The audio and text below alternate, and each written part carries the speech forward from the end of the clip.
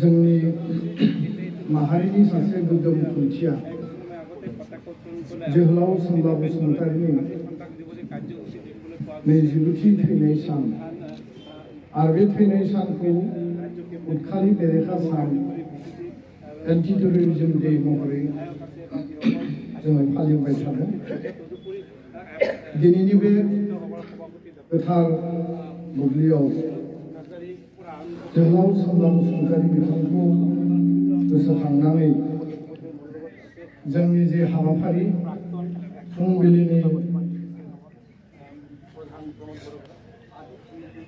आनान गसाइनिसिम जे आरज बे हाबाफारिखौ जों मावफुंबाय आरो बे समाव दुलाराय बर' फरायसा आफादनि जि गोथार फिरफिला बे फिरफिलाखौ जोङो बिरहोबाय खावसे बेजों लोगोसेनो दसे समनि उनाव जोहोलाव सोमब्ला बसुमतारी बिथांनि मुसुखायाव बिबार बावनाय हाबाफारि जों लादों आरो गोजोन आरो खौसेथिनि थाखाय फारौ आरो बेलुन बिलिरनाय हाबाफारि दिनैनि बे जोबोद ओंथि गोनां आरो माहारिबादनि सासे गोग्गोम खुन्थिया जोहोलाव सोमब्ला बसुमतारीनि थैनाय सानाव जोंजों लोगोसे बाहागो लाफैनाय जोंनि बयनिबो थुलुंगानि फुंखा जोहोलाव सोमब्ला बसुमतारीनि न'खरनि आरो मानगोनां जोहोलाव सोमब्ला बसुमतारी बिथांनि अनजालि बिसि भानुमति बसुमतारी बाजै जोंनि गेजेराव दंफैयो। बिथांनि न'खरनि फंबाय लबेन बसुमतारी बिथां बे हाबाफारियाव बर' थुनलाइ आफादनि मानाव गेदेर आफादगिरि डक्टर सुरत नार्जारी सार जोंजों लोगोआव दङ। बे दिनैनि गोथार हाबाफारियाव बे बुब्लियाव दुलाराय बर' फरायसा आफादनि आगुनि आफादगिरि आथिखालनि बिटिआरनि चिफ बिदा गेदेर मानगोनां प्रमद बर' बिथां दुलाराय बर' फरायसा आफादनि आगुनि आफादगिरि आथिखालाव आसामनि केबिनेट मन्त्रि बिदा गेदेर इउजि ब्रह्म आरो बिथां लोगोसेनो जोंनि गोबांथार बेयाव एबसुनि आगुनि दैदेनगिरि आथिखालाव एमएलए लरेन्स इस्लारि आरो जिरन बसुमतारी आदा कमल सिंह नार्जारी निर्मल कुमार ब्रह्म बिथां आदा गुबुन गुबुन माहारियारि आफादनि दैदेनगिरि मानगोनां प्रिन्सिपाल प्रफेसर बावैसो क'क्राझार इउनिभार्सिटि आपग्रेडनि मर्यादा मोननाय आथिखालाव गभर्नमेन्ट कलेजनि प्रिन्सिपाल डक्टर डिमासा दैबां मुसाहारि दुलाराय बर' फरायसा आफादनि गाहाय नेहाथारि लोगो आफादगिरि बोसोनगिरि आरो बेयाव सफैनो हानाय ट्राइबेल संघ प्राइमारि टिचार एसोसिएशन बर' थुनलाइ आफादनि मिरुनि जिल्लानि दैदेनगिरि नोंथांमोन गुबुन गुबुन राजखान्थि हान्जानि मानाव गेदेर दैदेनगिरि बिबानगिरि नोंथांमोन दुलाराय बर' फरायसा आफादनि दिनैनि बे हाबाफारिखौ खुंफुंनायाव मदद होनाय मैखोमै बिफाव लानाय चिरां जिल्ला एबसु क'क्राझार जिल्ला एबसु बासुगाव आनसलिकनिफ्राय लानानै चिरां आरो गासै क'क्राझार गुबुन गुबुन आनसलिकनि जिल्लानि दैदेनगिरि नोंथांमोन मानगोनां मेलेमजिबि सानसुमै आं बयनिबो मुंखौ लानो सानाखिसै समनि थाखाय बेयाव थुबुर जाफैनाय फरायसा फरायसुलि रायजो राजा नोंथांमोन बयनिसिमबो जोहोलाव सोमब्ला बसुमतारी बिथांनि दिनै 29थि थैनाय सानाव दुलाराय बर' फरायसा आफादनिफ्राय ट्रास्टनिफ्राय आरो बासुगाव ओनसोलनि बे गयबारि ओनसोलनि रायजो राजानि जानानै गोसो गोरबोनि हामलायनाय आरो खुलुमनायखौ बावहरदों। गोलाव बाथ्रा बुंनो गोनां दं होननानै आं सानाखै। जों बयबो मिथिगौ जोहोलाव सोमब्ला बसुमतारीया दिनै जोंनि गेजेराव गैलिया आरो बिथाङा जे मोनसे आदर्शखौ लानानै हाबा मावदोंमोन बे आदर्शआ दिनै गोथां जानानै दङ। बिथाङा जेखि जायगायाव थाया मानो जों अराय हास्थायगोन बिथांनि सोरगोआरि जिउमाया आलो गोजोनै सोरगोआव थायो आरो थांना थानाय बर' फिसाफोरखौ बिथाङा अरायबो सारस्रिहरो। 30 जुलाइ बे सानखौ दुलाराय बर' फरायसा आफादा उदखारि बेरेखा सान महरै फालिबोदों। बिनि गुबै ओंथियानो जाय समाव 1996 मायथाइनि दिनैनि बे 30 जुलाइआव बिथाङा मुंख्लं जानो गोनां जादोंमोन, बिथाङा थैनो गोनां जादोंमोन। बे थासारिया जोंनि थाखाय जोबोद खास्रि बिस्रिमोन। बर' माहारिनि गावस्रा गावस्रि, बर' हारिनि हिंसा हिंसि, बर' हारियाव गणतान्त्रिक आन्दोलन, हाथियार आन्दोलननि थासारि आरो सा सानजा भारताव बेबायदि हिंसानि भायलेन्सनि थासारिफ्रा बै समाव जथेस्थ समाज ओनसोल आरो हारि नाङैनो जोंखौ डमिनेट खालामनानै बे जे इम्पेक्ट, जि कनफ्लिक्ट, जि द्वन्द्व, बे द्वन्द्वखौ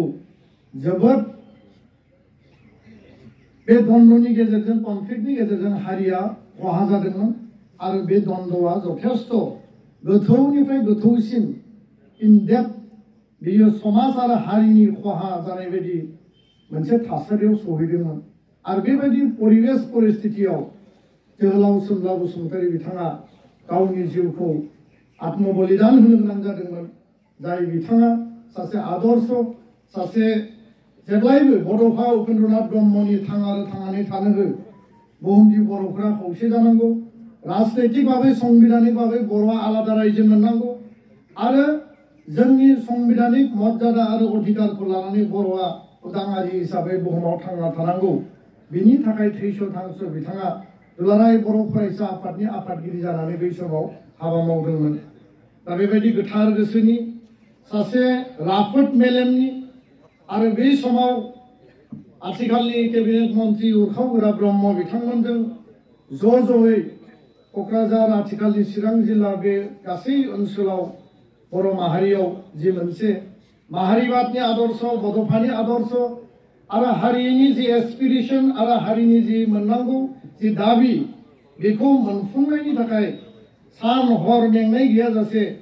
गाव बावसोमनानै जेरावबो जे हाबा मावबाय थानाय समाव इनाय आरो अनागारै बिथांखौ बै समाव फोजोबनाय जादोंमोन। दा बेखायनो दिनैनि समा आलादा, बै समा आलादा। बे मोननै दिनै हिंसानि मोनसे मुलुग, भायलेन्स आरो कनफ्लिक्ट आरो द्वन्द्वनि मोनसे मुलुग आरो दिनै शान्ति, गोजोन, गोरोबलायनाय, अनलायनाय, बिदा फंबाय निमाहा होलायनाय, निमाहा बिलायनाय, न'खरसेयाव ज' स्रेङै जिरायनानै ओंखाम जालायनो, साहा लोंलायनो हानाय,